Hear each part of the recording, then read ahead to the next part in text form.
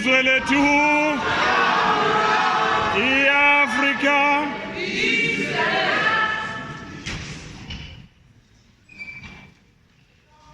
President of PASMA and your NEC as our host, Deputy President of the PAC, and the Secretary of the Youth of the PAC, President of PASO, and the NEC member. I saw another PASO NEC member here. President of the NNLC Youth League, Comrade Mafafa, and your NEC. And most importantly, the owners of this forum and the owners of this organization, the branches of PASMA. Let me take this opportunity that I've been given not to speak as if I'm in the rally. Today, I'm not here to excite your emotions. But today, I hope to challenge you and upset you a little bit. Maybe even, hopefully, even go out of the ideological parameters that we're used to. Because policy conference by nature, it's supposed to be a pull and a push of ideas so that we can reshape and take up the calf and leave the beautiful brandy below. And it's your job to clean it up. I've been given a question that I cannot refer to policy on, which is nice. Then I can speak my mind without the constraint of the decisions of the organization. Some of us, when you don't make decisions on time, we make decisions. And you cry later when the decision moves slowly. So you better make policy so that you don't find people in the situation that I'm in, where they will speak their mind freely without constraints. Because it's good for this forum, but in public it can be quite divisive. But in a forum like this, it's appropriate because it stretches our mind. Speaking on the role of PASMA in growing the PAC. Growth by nature has a quantitative and a qualitative element. And as the PAC, we are expecting PASMA to contribute both on the quantitative and the qualitative growth of the PAC. In essence, there can never be growth without contradictions. I must say that as a party, we have sought to look for a situation where a beautiful image of the party is an absence of contradiction. Absence of contradiction and absence of conflicts and absence of disagreement means that you are not a political revolutionary party. It means that you are a cult. And the PAC can never fall into the level of being a theological doctrine. Pan-Africanism is not a theological doctrine. It is a revolutionary doctrine. Therefore, revolutionary doctrine is always and permanently challenging itself and permanently growing and permanently expanding and unfolding, as our forefathers have said. I must say from the beginning that if you don't hear anything that I'm going to say today, Basically, I'm saying assist us as the PAC to be unstuck out of the revolutionary strategies and tactics of the settler colonial era, to be able to fight in the era that is a neo-colonial era. Those environments are totally different. And you cannot unstuck us as a PAC when you are stuck yourself. How do you unstuck yourself, revolutionary, from being regurgitator of the previous? President Nyonso liked to say that we would not want to be known to be celebrators of other people's action that they've done in the 60s and the 50s, and we stop there.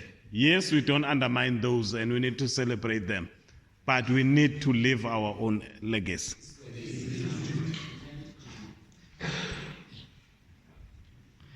Before we talk about what we are unstacking for, what should you unstack us for, let's look at the context. The context which PASMA operate in is not just the context of higher education in this country, but it's a context of society itself.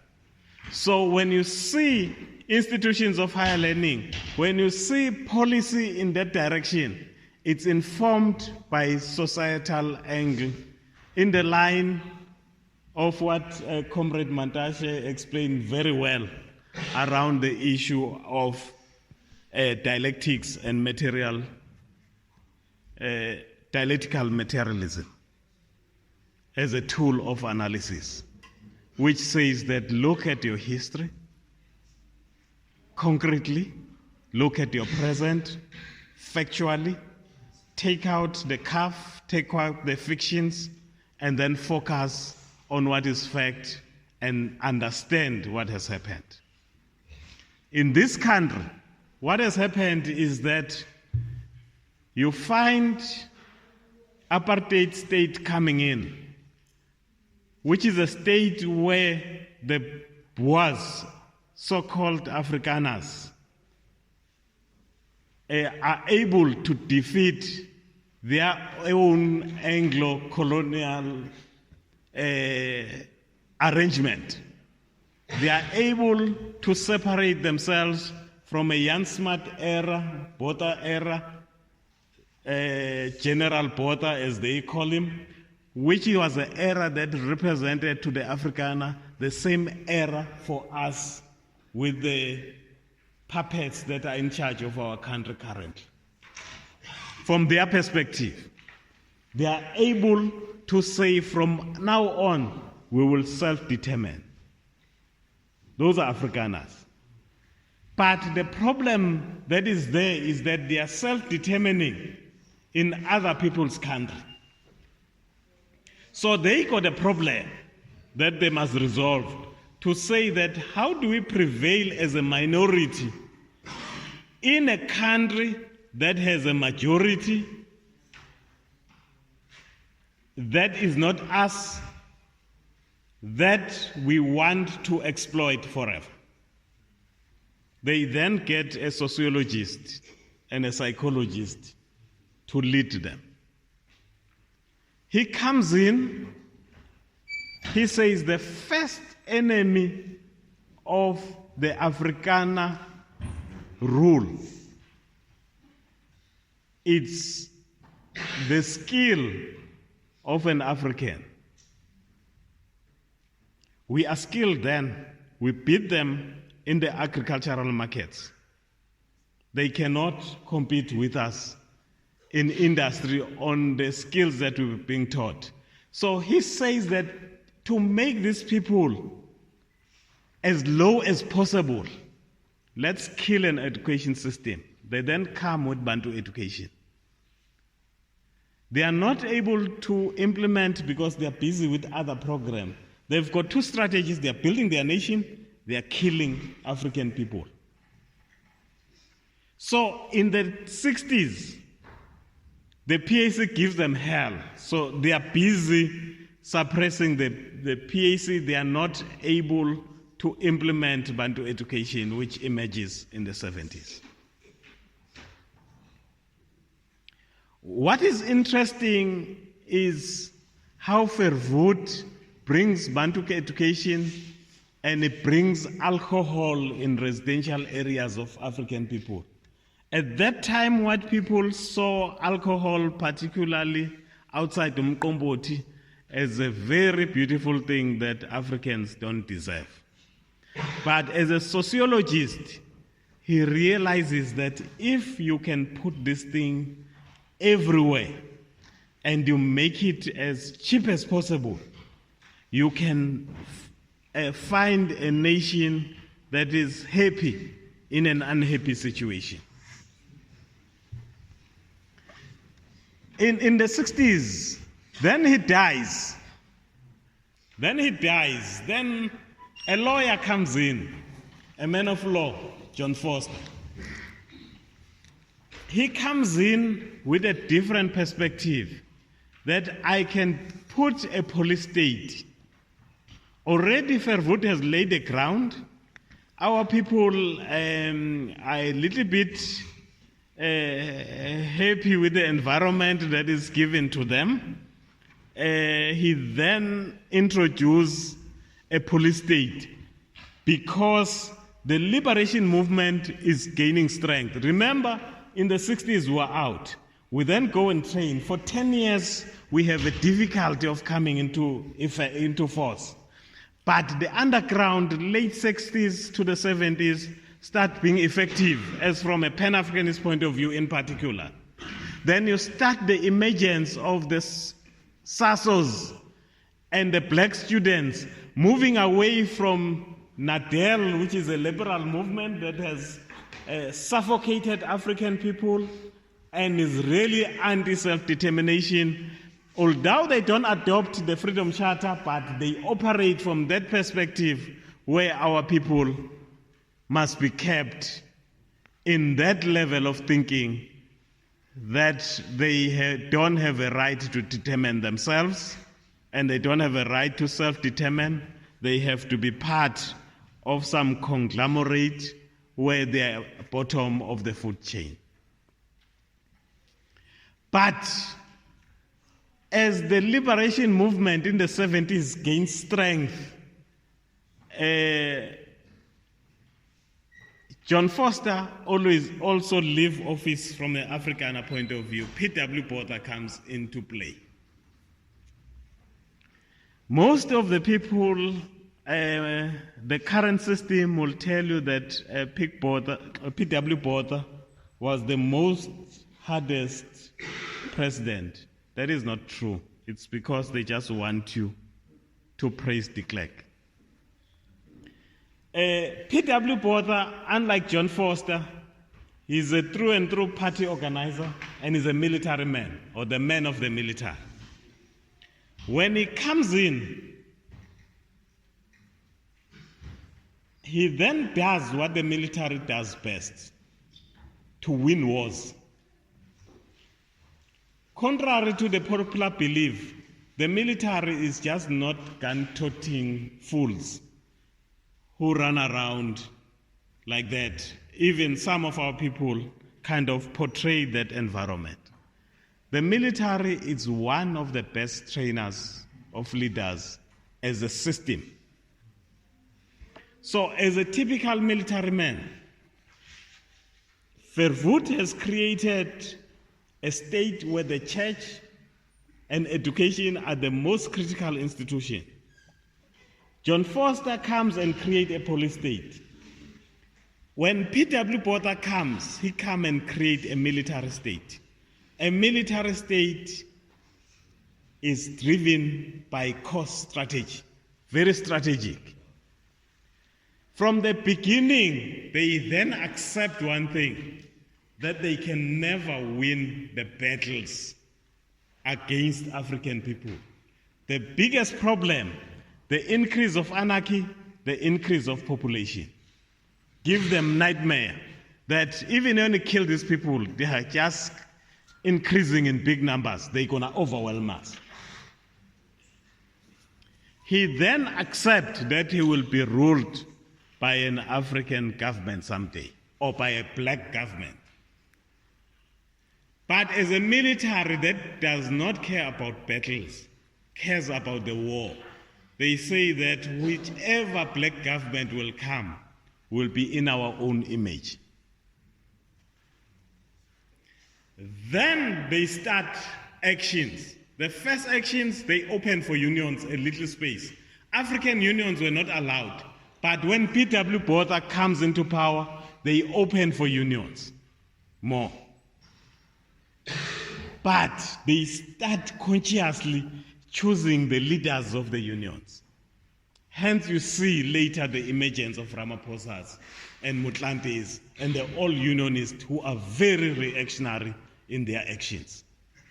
They infiltrate the church. They infiltrate the church.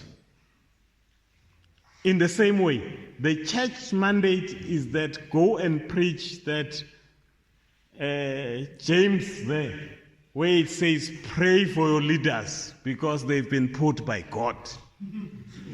And they pacify the nation. That's a mandate the missionaries have. The union is given the mandate that be ultra-militant. But make sure that the deals are cut. There must always, negotiations when it comes, there must be a settlement that is in favor of the industry and the mining sector. They set up the tricameral parliament. Remember, Indians, whites, coloreds now have their own parliaments. Remember what Botha is doing.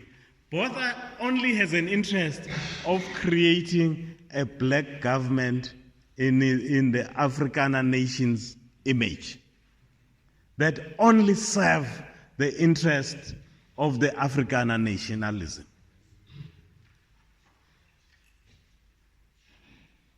So, why am I telling this story? Because I'm sorry to tell you, 1994 represents the victory of the Afrikaner military establishment. They have designed it, produced it, and it's here. We live with it. Was it the failure from the liberation movement? I say no. It's just that the struggle continues. Did they win the war? From our perspective, it was just another battle lost.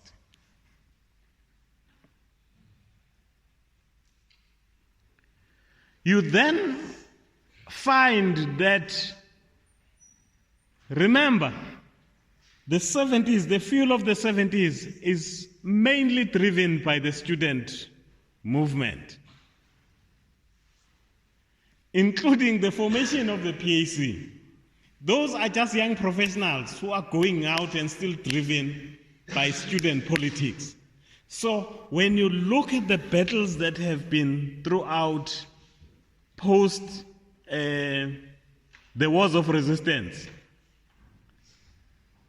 let me say post-1944, has been driven by the student and the student movement. The student body has been the critical spark for the revolution and the critical driver of the revolution, and the ones that are unsatisfied by any establishment that makes us a little bit comfortable. You then find, I will not go to SASU, I will go to the era where PASMA then come into element and say that there was an era of the 90s. The 90s is depicted now going closer to the institutions within that context of society. In the 90s, we get to the space what I call the broad transformation era. When we were student leaders, our main business was how do you develop policies that makes institutions, that give access to institutions, that changes the face of leadership. I must say that we were successful. We saw a lot of African managers of institutions. So we really thought we were successful. And from our perspective, we mastered policy, we mastered lobbying, because now we had the power to influence who become management. But the enemy was not asleep. The enemy ensured that busboys are in charge. So that plan that P.W. Porter had done for government, when we tried to take institutions of higher learning, they just replicated it into the smaller pilot, which was institutions. Busboys were promoted, and they did not work in our favor. And companies stopped many bursaries that were supposed to entice us to accept the early 90s settlement. Then you find the start of a new phase of a campaign that comes in the 2000s, the financial exclusions. Then there's a lot of financial exclusions. Then the student movement is called to get new skills, because now policy is not sufficient. Representation, lobbying becomes a new order of the day. 2010, you start finding that academic exclusion become more aggressive than the periods before. Because they say now you've been in Model C schools, the youth that is coming in now is on equal footing, just perform. But consideration is not given on the living conditions of the students. It's not given on the rural schools that we have, that were systematically designed by creating the Bantustan by Porter to give the new black leadership that will only serve white interest.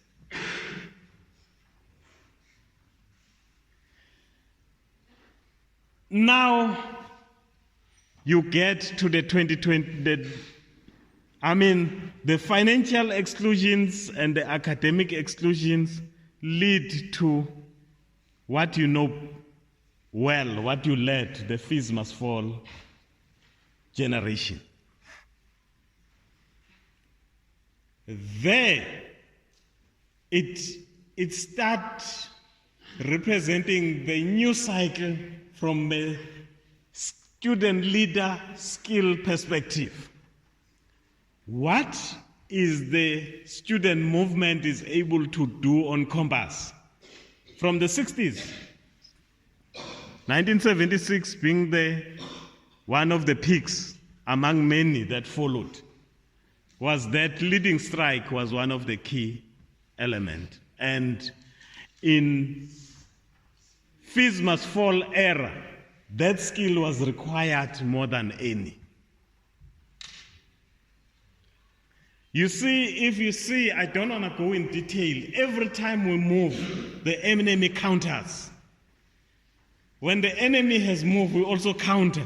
But I'm concerned that we are always a little bit behind.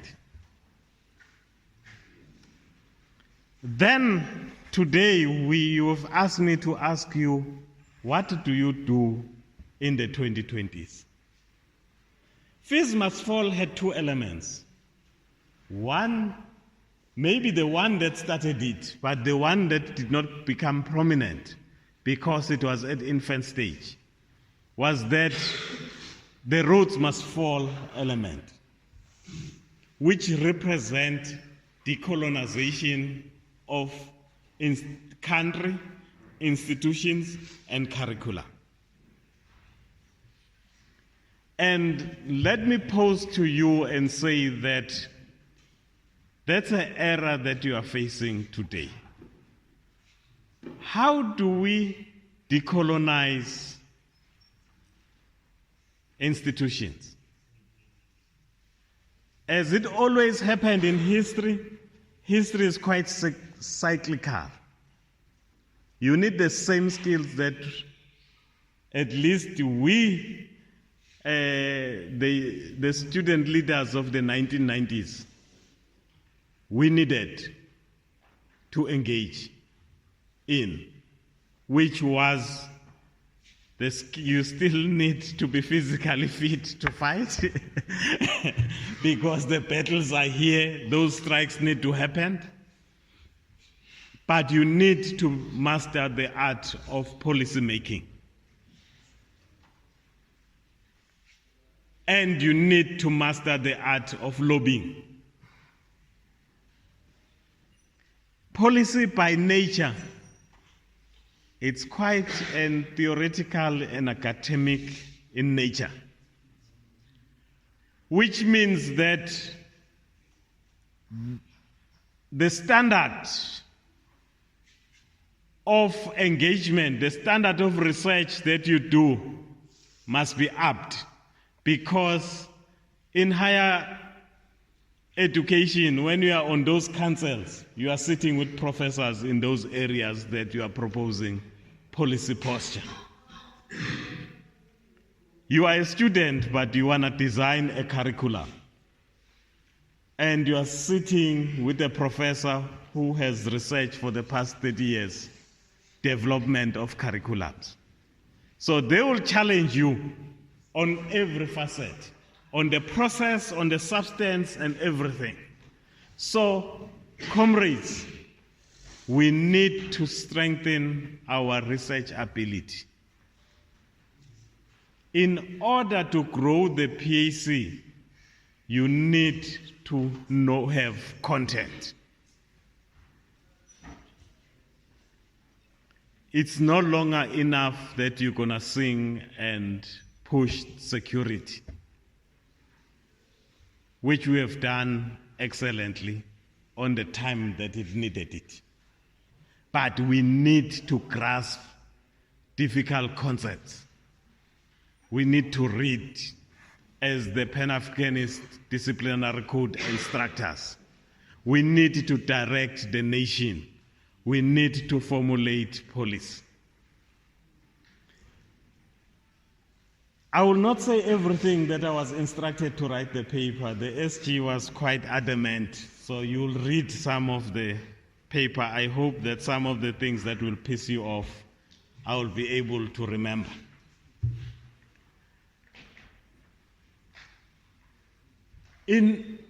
Beyond policy development,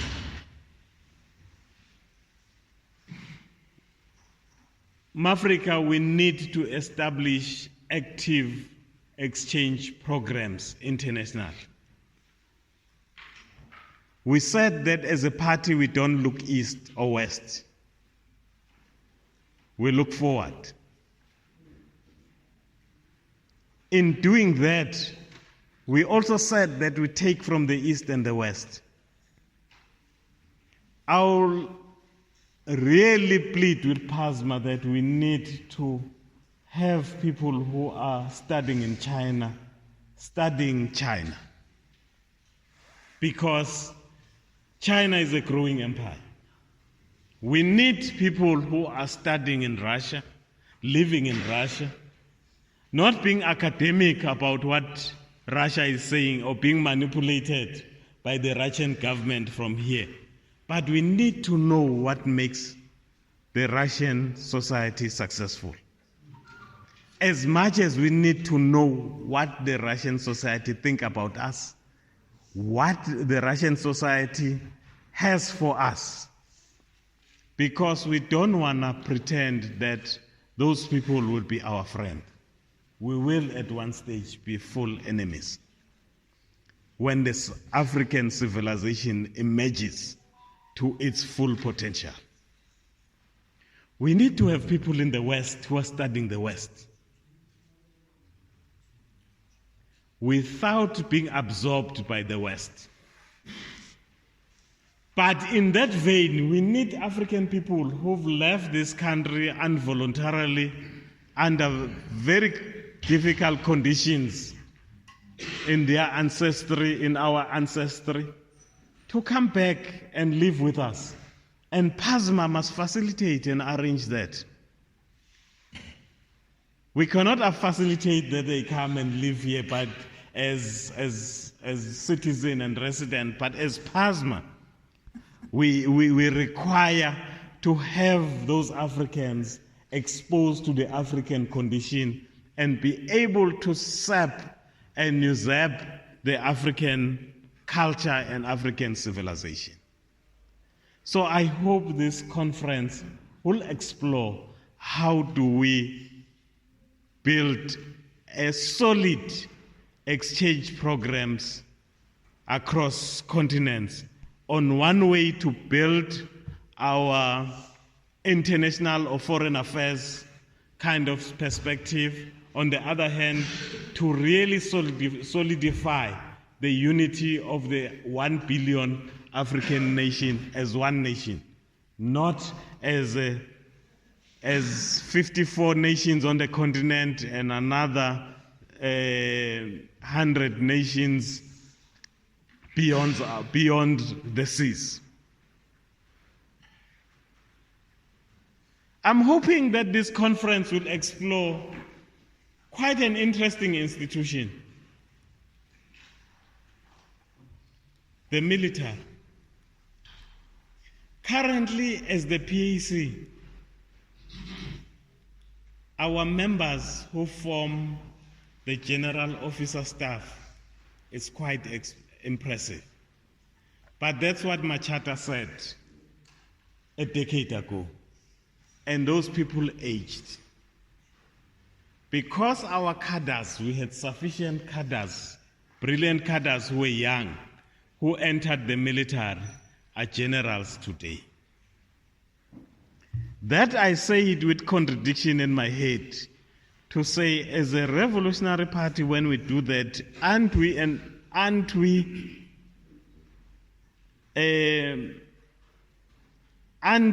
grounding the current system? On the other hand, how would you govern the country when you are not in charge of the military? When you win the vote or you win on the bush, if you decide to go on the bush, how would you govern when you don't control two institutions of government, the military and the courts? How does PASMA set a foundation that we control the two institutions? We cannot control without entering those institutions. But because it's a conference, SG and President and delegates, the conference, if it explores that, it might reject the idea or it might purify the idea so that it stays advantageous to the PAC. I intentionally don't talk about the quantitative because PASMA has mastered that. What can I say? It's the biggest structure of the PAC. So that's why you hear me worried about this qualitative part, to say that PASMA has always been looking well after the student body in general. But how do we increase the value of a PASMA member beyond the access to education campaign? How do we create those networks that allow PASMA members to get jobs easier? Your opponents will always claim that be their member, you'll get the job quick, but they're unemployed as well. Because they don't have a program that does that. So as the PAC, if we create that program that makes it easy, we have failed to do that network as the PAC. I think as I can hear academics of the PAC, those who are institution of higher learning, they're doing much better because they research across institutions, they are quite linked as Pan-Africanist members. And some of us who are industry were able to avail our industries for them to get the data they need. So in academia, we've started these actions. And we also were impressed by the way you handle convocation as well. But we need to have a network that does not stop here, that does not stop on entertainment, that changes the life. Our ambition is to control the state. The state and government are two things. When you want the state, you mean that you want to control every facet of society. And PASMA is the only structure that can give us the professionals to be able to do that as the PAC. The policy of the PAC itself. As much as I highlighted that you might have lost the policy development capability because there is less policy that you needed to develop, and now you have more policy to develop.